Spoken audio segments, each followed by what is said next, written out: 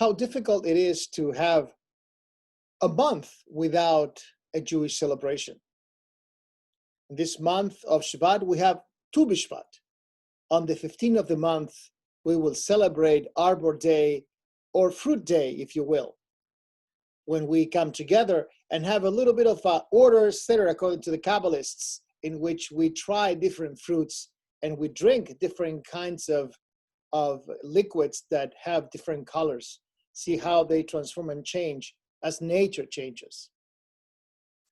This year, we're going to give a special emphasis to Tu B'Shvat, because I think it's important for us to recognize that if we don't have these celebrations every month, life could become really boring. If you add to that the pandemic that we are going through, things can be really difficult. I'm so happy, and I hope you're so too, to have Judaism that have a celebration every single month.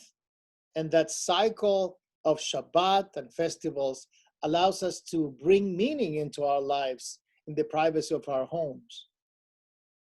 We are celebrating Tu B'Shvat this coming week, and at the same time, we're going through a most interesting portion of the Torah, the liberation of Israel from slavery.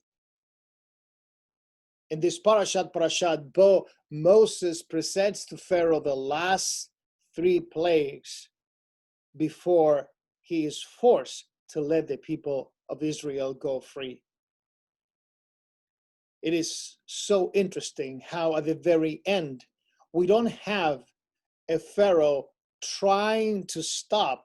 We have a Pharaoh that is somehow remorseful about what he has done. He asks for forgiveness or recognizes that he has done wrong, but nonetheless now is the hand of God that continues forward with the plagues. Quite interesting that Moses does not show any emotion in each one of the 10 plagues except the last one, Makat Bechorot, as he sees that very soon innocent people, innocent Egyptians are going to pay the ultimate price, as all the firstborn of the Egyptians are going to die. It's a tragic situation.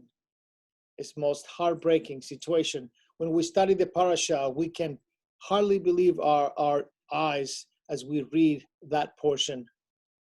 We feel that when Pharaoh was saying, okay, I have sinned, things could have stopped and avoid the final and terrible end. The truth is that this Pharaoh doesn't give up. And even at the last minute, he's going to go after the Israelites and finally perish with his troops as he tries to cross the Sea of Reeds. Tragic ending for such a difficult and abusive personality.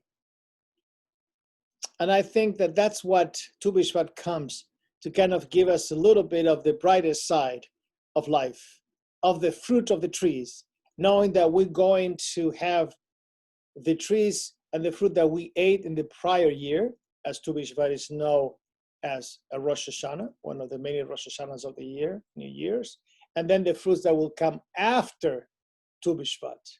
And in that sense, is a beautiful Havdalah, separation between the previous year and the next year in terms of the agriculture, fruit, and production of our nature.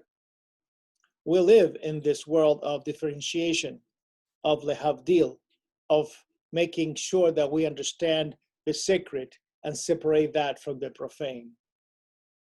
We do it in our lives every day. We know when to speak seriously, we know when to invoke God's name, and we know when we are not doing that. That separation is crucial for speech, is crucial for understanding and study and making progress in our lives. And that is brought to us once again in our tradition with the idea of Tu B'Shvat as we understand the upcoming year with new fruits and new products and new harvest and new beginnings. Let me wish you a good Shabbos. Let me invite you to join us on Friday night on Zoom and Shabbat morning. And let us celebrate Tu B'Shvat together. We have a special bag by Temple being put together with different activities and things to do in this time of Tu B'Shvat. And I think it will enhance and make a big separation between the routine of every day and Tu B'Shvat and the upcoming weeks, in which we will hopefully enjoy new fruits from our trees. Happy Tu B'Shvat and Shabbat Shalom.